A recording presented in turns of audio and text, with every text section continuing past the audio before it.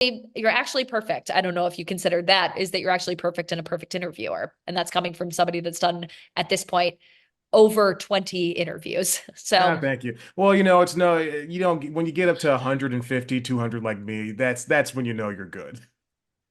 I'm yeah, yeah, kidding. yeah, exactly. I'm kidding, Vic. You're I'm doing a working on it. I'm wonderful. working on it. I'll circle back after my 100th episode and then we'll Thank talk. you.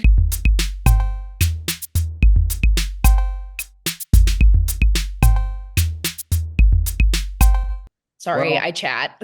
That's my fault. it's all right. You know, it's you're a talk show host now, and you have that muscle, so it's fine. That's How has the talking exactly. been?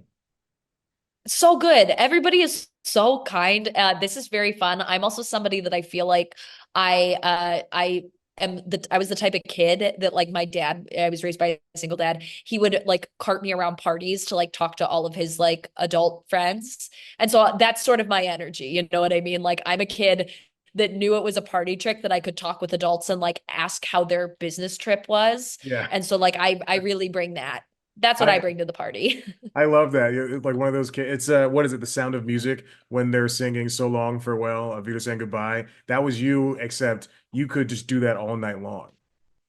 I was all the Von Trapp kids. Yeah, Yes. that was me. And all night long. Exactly. And Yeah. talking. Nobody wanted me to sing. I kept trying and they said, please do not do that. They didn't allow you to do that in your home, not even in the improv comedy world. Do you ever get a chance to sing? I would say my singing skill is that I'm loud, is that you can hear me in the back of the room. That's sort of my thing, which is important, especially in a theater. You want to make sure that the back is hearing you. After volume, I would say that is where my singing skills end. You know, I loud is very important, especially in today's world of all you comedians. You're performing in stadiums now. You're all so successful, going on tours, and I think showing off the pipes is a very important skill. It's way more important than being funny. Chad, I'm gonna start telling people that you said that. I'm Yeah, gonna please. make sure that people are gonna go, Vic, no more singing. I'm gonna say Chad said that being loud is the most important part, actually. So thank you for emboldening me to do that. I appreciate You're you. welcome. And like prepare to hear a lot of who? Ooh, okay, okay. Oh, ooh, who? Yeah, I thought you who? said ooh, like ooh, okay. No, never. Well, you know, also, I wanted to ask, how has it been working with Dropout? I've seen your name on the Dropout sphere for years. I knew that you've done some things with College Humor prior to it turning into Dropout. So what's it been like in that transition and now in this world of it's a reality show, game show center? I 5 years ago, if you would have told me I was sitting here, I literally wouldn't have even known what that looked like. You know what I mean? Like, I genuinely, things have changed so rapidly. Like, I got hired when College Humor still existed on their side of things because they were launching Dropout. So all of their cast members were doing Dropout shows. Mhm. I was a featured player, which meant I was filling in on the sketch side of stuff. So I was in like I think like 8 or 9 sketches where I played a FBI agent in like 5 of them. I've got a real low pony, stern sort of look like I probably do paperwork somewhere look. And I from there like was in a couple little pieces of Dropout stuff. So I literally watched them launch Dropout in I believe it was 2019 they launched that. Then obviously the world shut down with the lockdowns for the pandemic. And uh yeah, I don't know how I got involved on the Dropout side of things, really. I like just the first season of Make Some Noise came out, and I was able to be in an episode of that with two of my friends, Zach and Jacob, who I do a lot of performing with. I'm in an improv group with them and Allie Beardsley. And Talia, who I did an episode of Make Some Noise with this season, as well as Victoria Longwell and Lou Wilson and Devin Field and Victoria and Devin are going to be in the From Allie to Zachy special that's coming out soon. So Oh, it's just wow. like it really is incredible. It's very full circle to be sitting here talking to you right now from Dropout Studios. It's pretty incredible. Wow, from Dropout, that's amazing. I used to when College Humor, I not even like first started, but I remember being younger and being uh, yeah, I wouldn't say like in my teenage years, looking at College Humor, and I think at the time it had like scantily clad women on the website and things like Isn't that that. nuts? That's crazy that that existed, and now it's this subscription platform. I love it. It's crazy with especially like the comedy houses that have survived. It's interesting. Like I look at Smosh as well, and it really Mhm. seems like Smosh and Second Try now with the Try Guys and Dropout, formerly College Humor, like have all really uh, pivoted and adapted and grown Mhm. with their audiences, which is really cool to see. I would hope that it is hopeful for creatives working in our industry and people working in comedy in general to sort of go like, you can change, you can pivot, you can grow in your comedy, and there is an audience that will either follow you or find you that way, and that's okay. Like it just is so cool to see that transformation. Yeah, and I'm all for it. I'm in Atlanta, and we have an improv theater called Dad's Garage. I live down the Dad's street Garage, from. yes. Yeah, yeah, and it's an excellent place. They do a lot of great programming. And I've watched them. I've talked to their people, the owners there, and watched them grow and everything too. And like, not to throw any slander, but you say places that have that changed with the times. You Drop Out and Try Guys and that, but you look at places like Funny or Die, which should have been the new existing comedy haven for everybody, that just fell out. And then the same thing for Above Average. And you see, I believe, who is it?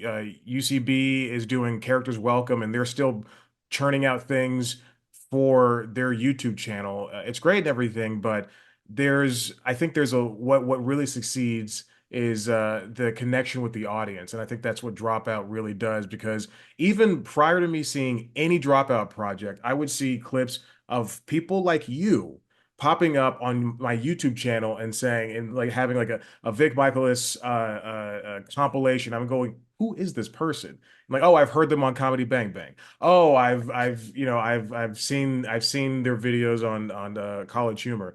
So I think that's you've been in the zeitgeist for a little bit, and now you're making your name for yourself with the show like this.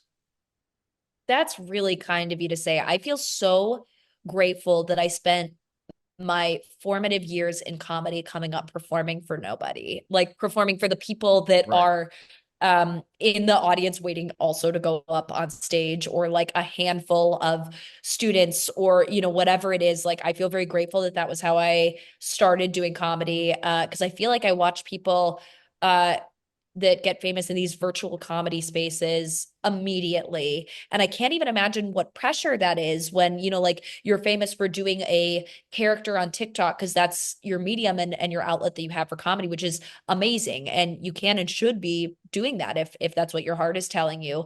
And it feels like it would be so hard to have that many eyes as you are also like learning and growing and figuring out your comedic voice. Yeah.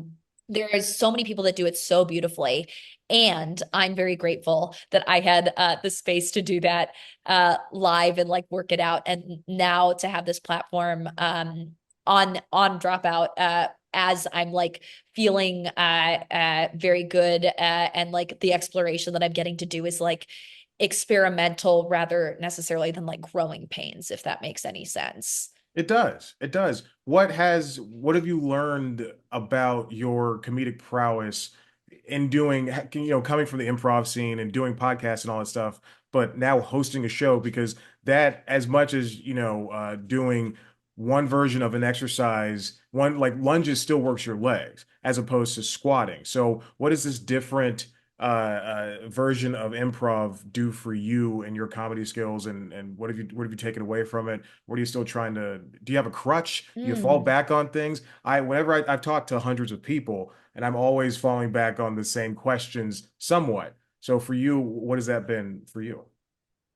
Yeah, totally. Well, with VIP specifically, I think I've watched like hundreds and hundreds of hours of all different kinds of interviews, from like hard hitting news interviews, and then also like interviews, like comedic interviews on the comedy side of things. You mentioned Comedy Bang Bang. I'm very lucky that that's a show that I've gotten to be on the other side of it often. And so like I've also listened to and watched hours of Scott doing that, you know, being in my position of it, and me getting to be on the other side of it. Obviously it's in a an audio medium, which is different Mhm.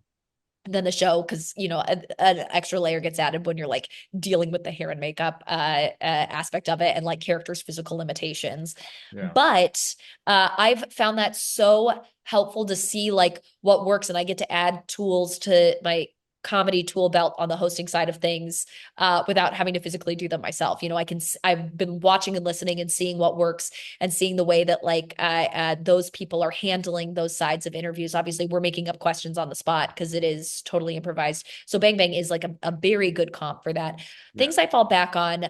Yeah, I think everything that I have done comedically, at the end of the day, I think of this show as like it's a two-prov scene. It's two people sitting down and improvising a scene together. You Right. know, we have this like box in which we're playing with.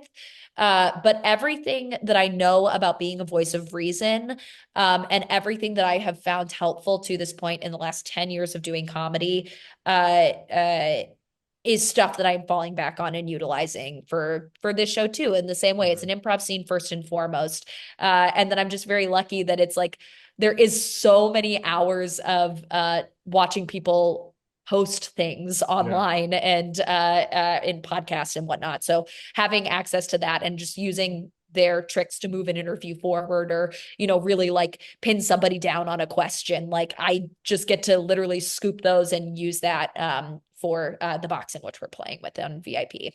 Yeah. And what I love about the show is at least even the concept is that it's a chat show. Yes, we have the skeletons, we have the baseline, we know we have to talk, but there's a gimmick, and the gimmick works because you never know what's gonna come, and people like Zach never know what's gonna come, and everybody else who appears on the show, because you're forming these improv baselines and everything. Uh, Yeah. what's it for you? I mean, just having to move the conversation along when you kind of want to play. How is it tough to reel in things like, oh, we can't do this all day long, as much as I want to pin them down and knock them around like a cat playing with a toy. I mean, it's twofold. I'm very lucky because of the medium in which we're playing in, which is, you know, like it's filmed and we know it's going to go online. And because of that, we have our director, Tamar Levine, who is essentially like live editing these conversations and like live directing, knowing what the edit is going to look like. And so it takes the pressure off of me that if we're doing something that is like really fun and silly, one, it almost never is too much. You know, comedy forward, comedy first. You know, if something is fun, we will follow that. My character has a very strong want, which is I want this to be the best news show possible. And because of that, it does make it easy to move the conversation forward. It doesn't ever really feel like it's not fun, or I can't play with stuff. Like usually we get to do the fun stuff and we have time as we're shooting throughout the day. But Yeah. also too, if I ever get lost in what's happening because it's so silly and so fun, I also have the backup of Tamar there to sort of go like, okay, cut, that was great. Let's move on to the next section. So it's like it's very nice to have like two layers of protection there essentially. Yeah, I love that. For my final bit here is I you said character, the character of the host, which is perfect. That's a great way to look at it. When Conan was hosting his shows, he often referred to himself as a character. Like he makes self-deprecating jokes. That's not him. Seth Meyers is making jokes about, how his wife hates him. That's not him. And even to go to Comedy Bang Bang, Scott was a character on the Comedy Bang Bang TV show. Like he was a character of himself, Yes. had a fake sister, had a fake wife, all this stuff. For the character of Vic on VIP, what are some things that Vic differentiates from you, Vic? Well, I think, yeah, similarly, like Hostvik has a very different backstory, has a different family, has a different life than me. Sometimes I'll borrow specifics just because in improv, I don't know how much do you do improv or comedy yourself? No, I just talk to the funny people. I can't handle it. So it's well, so I mean, even I don't know, like having that many conversations with people too, like you probably know too. It's like it's way more fun to way more fun, way easier to pull specifics from your real life. So if it is like, Yeah. yes, I was born in New Jersey. So because that is going to be the easiest thing to remember, my character is also born in New Jersey. You know what I mean? So Hmm. there's things like that that I pull that are specifics that are true to my life. But on the whole, it's largely just fun things that outside of this arc that we have sort of like Tamara and I have talked a lot about, me and the character that's in front of me are coming up with these specifics sort of as we're improvising, which, it's fun and it makes it reciprocal. And I think it's how you build trust in a scene is like, just like I am helping gift and flesh out these characters that are in front of me, I'm also receiving gifts from these characters. And we're using that to build out this lore that we used during the first season. And we are carrying through to the second season and Yeah. is only getting more wild from here. Yeah. I should have said yes and when you said have you ever done improv? I ruined it. I ruined this is the worst. This is the worst No, competition nope, today. nope. You're actually perfect. I don't know if you considered that is that you're actually perfect and a perfect interviewer. And that's coming from somebody that's done at this point over 20 interviews. Ah, So thank you. Well, it's no you don't when you get up to 150, 200 like me, that's when you know you're good. I'm yeah, yeah, kidding. yeah, exactly. I'm kidding, Vic. You're I'm doing a working on it. I'm wonderful. working on it. I'll circle back after my 100th episode and then we'll Thank talk. you. Thank you. I appreciate it. You're doing excellent work. I love the show sincerely. You're a very funny person. Keep up the amazing job. And thank you so much for sitting down with me today. Chad, that means so much. Seriously, thank you for watching. Thank you for taking the time for me today. It really means the world. Yeah. You wanted to chat with us. Yeah, you're very welcome. Have a great rest of your day. Hey, you two, again, take care of that tiger picture. It really is spectacular and it's very fun in the background. It's like you got a nice Thank you. monochrome thing going, and it's like really is just like a fun pop of color there. Yes, yeah, that's what I'm going for. Yeah, it looks fantastic. And it's working. All right. I'll see you. Bye.